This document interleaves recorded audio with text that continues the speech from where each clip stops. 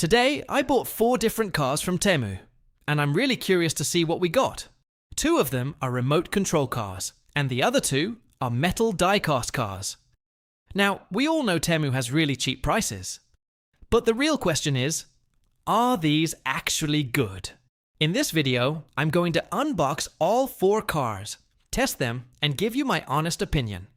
For the RC cars, we'll check the speed, control, and performance, and see if they're actually fun to use. And for the metal cars, we'll look at the quality, details, and build to see if they're worth collecting. By the end of this video, you'll know if buying cars from Temu is a good idea or not. So let's get started and open the first box.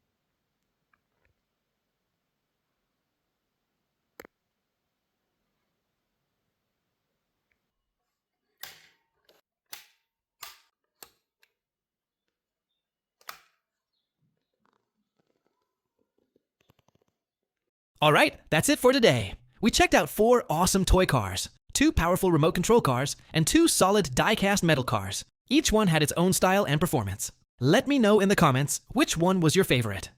Don't forget to like, subscribe, and I'll see you in the next video.